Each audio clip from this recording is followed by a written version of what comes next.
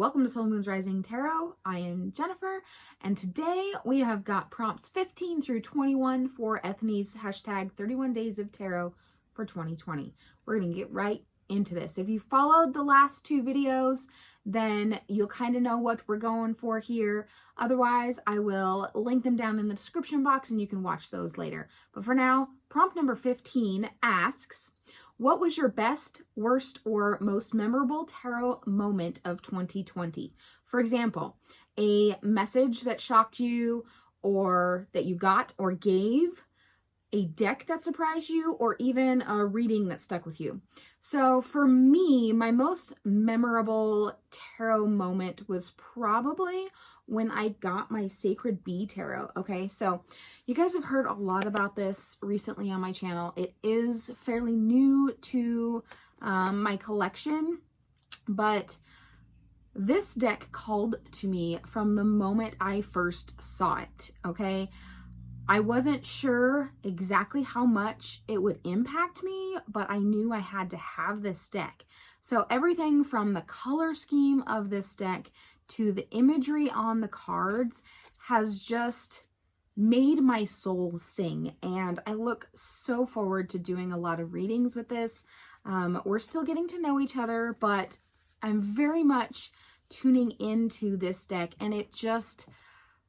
I am in love with every single card in this deck, guys. It is so gorgeous, and I just can't get over it. So for me, receiving this, it was such a blessing that I didn't know I needed, and I feel it's going to help bring good things into my life, into this channel, and into the readings that I give to you guys. So that's my most memorable tarot moment of 2020. It's recent, but still the good.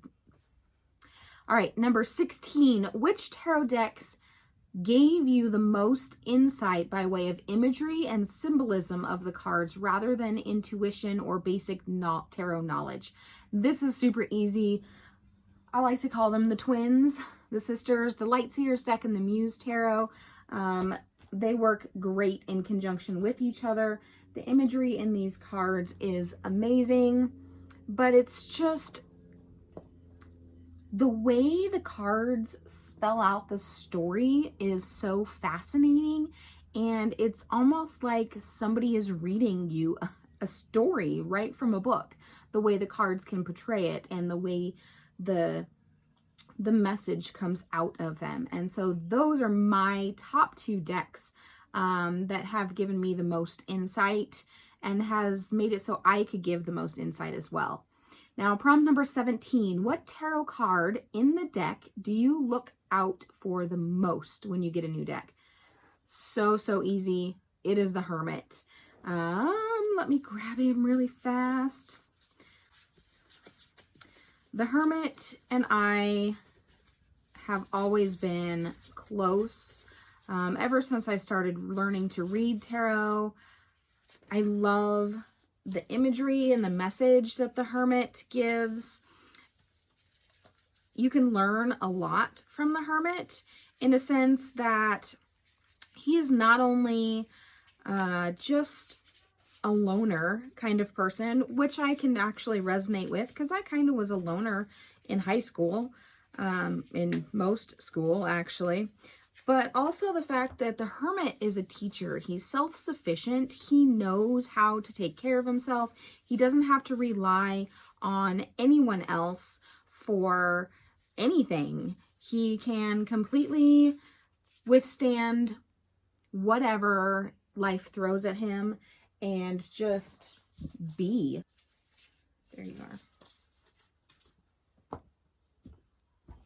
So here's the Hermit out of the Sacred Bee Tarot. All right, now really look at the imagery here. Not only do you have this guy who's probably spent most of his time by himself, but you've got the flower of life behind him. So he really has the essence of life within him. You also kind of see the modern view of a guru. So he's really a teacher. The Hermit is somebody that you can look up to, somebody that you can really ask knowledge of. And usually They are really forthcoming with their knowledge. They're ready to give it. And that's really something that I personally want to strive to be. Not necessarily hiding from society or anything like that, but being there to teach people for the knowledge that I can give them.